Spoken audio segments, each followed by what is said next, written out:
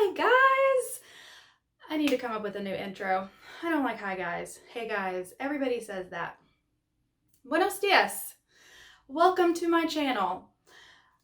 This is going to be, finally, the overview of the van design. If you're just getting started with me, my name is Rebecca. I am in the process of designing a ProMaster van conversion. I have a ProMaster 2500 159 wheelbase, and it is a complete shell at this point. I am just now getting to finalize the designs exactly how I want them because I've spent a lot of time researching and looking these over and really trying to decide what is going to be the best layout for me. I also have 2 dogs, so I need to take their comfort into account. They are lazy, they are homebodies, and they don't really ride in cars unless it's to go to the vet. 2 things that I need to make sure of is that they have easy access to water and that JJ, my little guy, has a place to hide out, because when he gets stressed or he wants to nap, he wants to be in his little cubby and he doesn't want to be bothered. Van design. So excited to share with you. So let's take a look.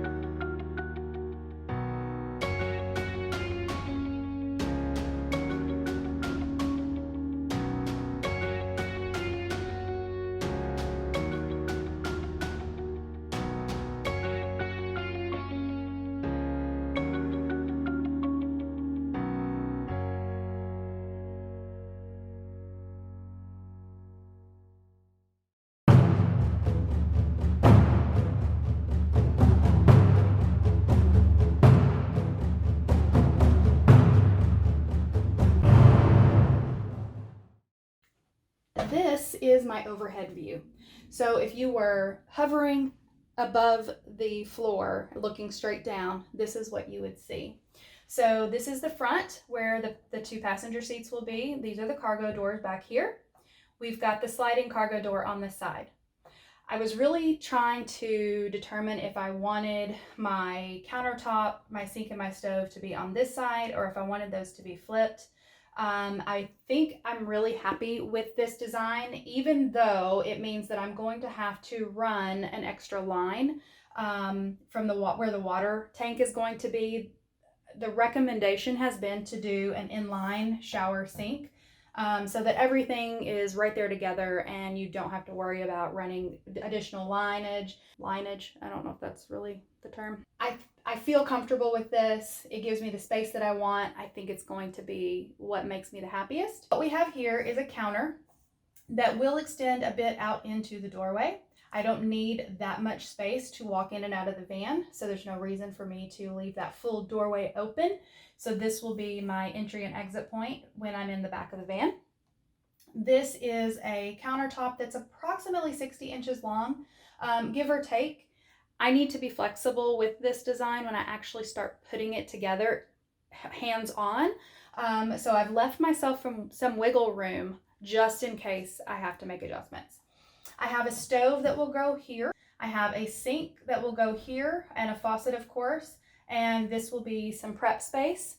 And I will also have a prep space that will fold up and down over the stove. If you guys are familiar with Trenton Alley, who are also van lifers, they have a setup very similar to this. And I really took a lot of inspiration from their design. I will put a link to their YouTube channel in the description. So if you're interested and curious and you kind of want to see it in real life, you can go and watch their channel. On the back, we have the bed platform. This is going to be just a little bit shy of a full-size bed.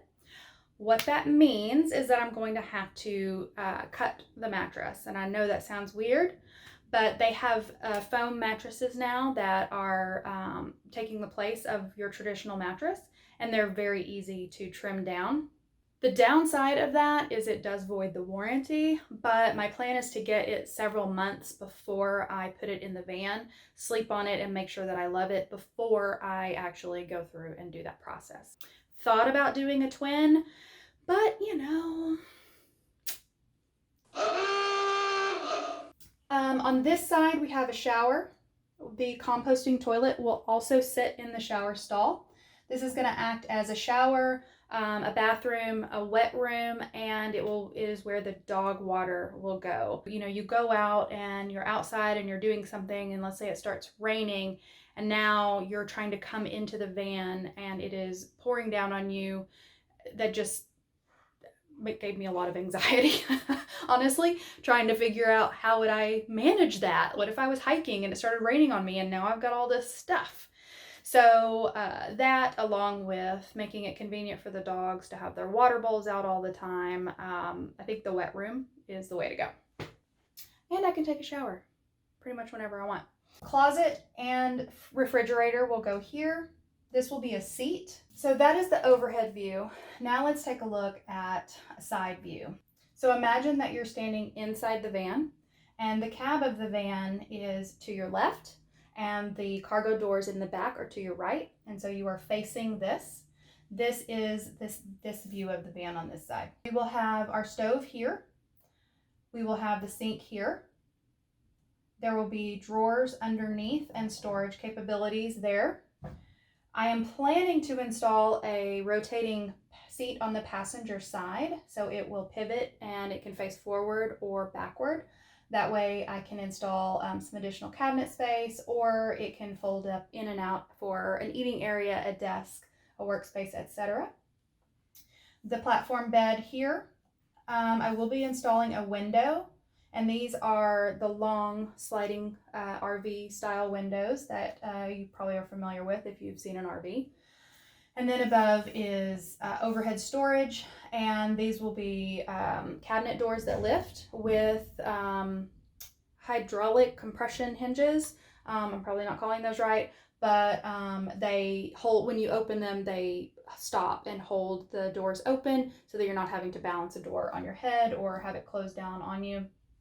And of course the platform bed here, which this gives you a nice view of storage space that's actually going to be underneath the bed. So there'll be a lot of awesome storage space, or it's known in the van world as the garage. Now let's turn around. So we've been facing this way, cabs on this side. Now we're going to turn around and we're going to face the other way. And I am not a blueprint designer.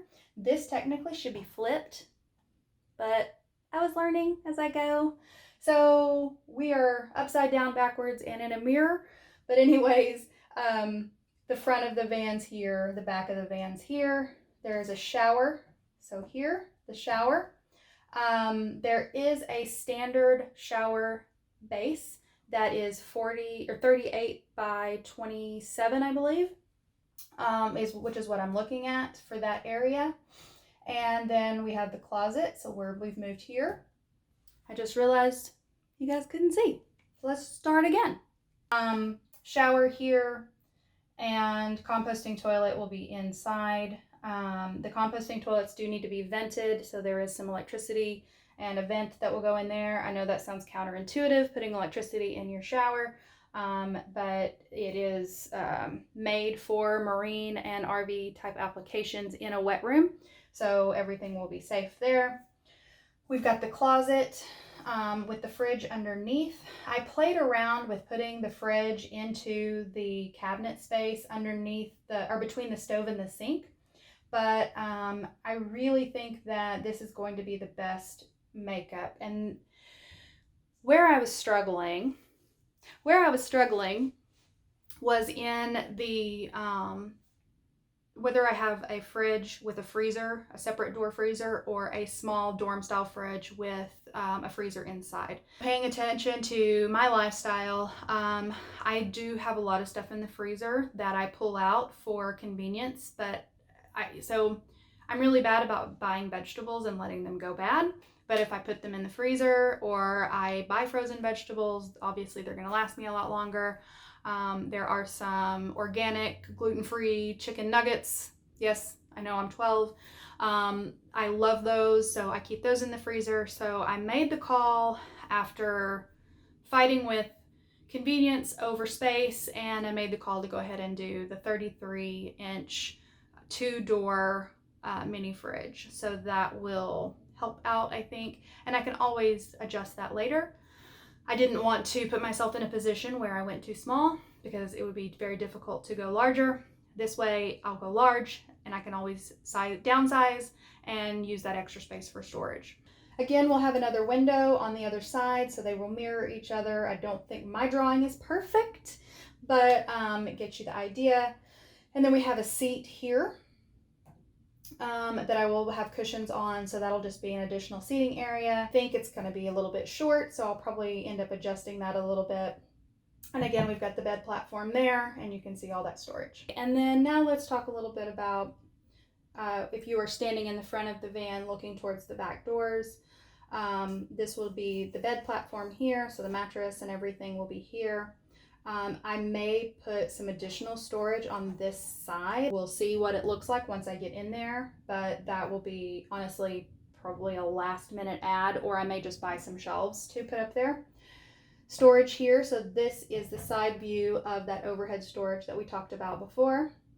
There will be a window between the bed platform and the storage on that side. This is the counter, so the end of the counter, and there will be that flip up extension on the end. And then additionally to that extension, I'm also going to add in a slide out table underneath the bed. So it will come out, it can be a work area for when you're seated here, or it can be additional prep space, kitchen counter space, whatever you need that for. But there's no reason that I can't put a 1 to 1.5 inch slide underneath that bed without taking up a lot of room. This, as I was talking about before with the pups, this will be JJ's cubby hole. So tough subject. JJ is probably somewhere between 13 and 15 years old. He is getting older. So I did have to consider what space did I want to give up, knowing that it's possible that he might not be with me for the entire time that I'm in the van. So thinking that through, I thought, well, the best thing to do would be to give him a cubby hole that he can use for his bed, and then, Lord forbid, that happens, I can turn that into a storage space. So it will fit a crate, like a wooden crate from Hobby Lobby, or I can just throw a door on it, or slide a shelf in it and have some additional storage space. And then this is the side view of the seat. I also have an overhead view, so what you would look at when you see the ceiling. I didn't share that because it's kind of messy and I really need to talk to the electrician about light placement. But right now, I know for sure that I will have 1, if not 2, MaxxAir fans that will go in the ceiling. I will likely, I really want to, but they are a bit pricey. The thing about the fans is you have to have a ventilation inside the van, so that's why I have the windows. So if I do choose to go with just 1, then the wind from and the airflow from the windows will be sufficient to manage that suction or induction. I don't want to say suck and blow, that sounds weird. The cycling of the air. Now, option 2 would be to add a second fan, which would just increase all of that airflow.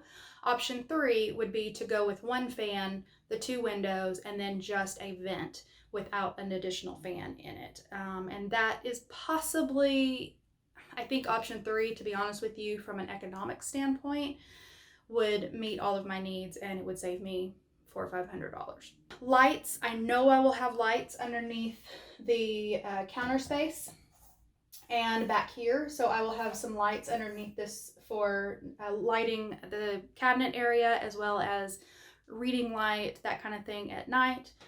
Everything will be on dimmer switches so that I can adjust the light in there.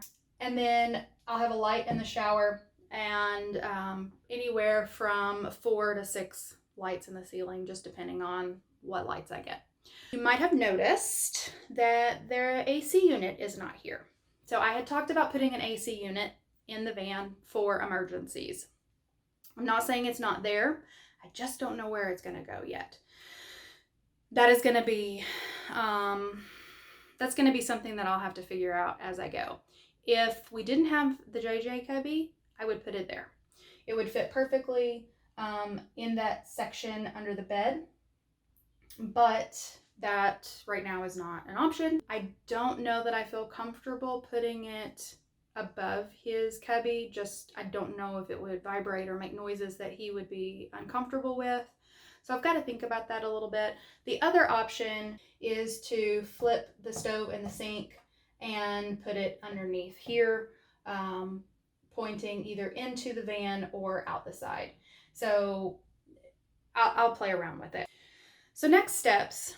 I am in the process of collecting all of my electrical items and putting them into a chart so that I can share that with the electrician and we can talk about amperage and energy needs.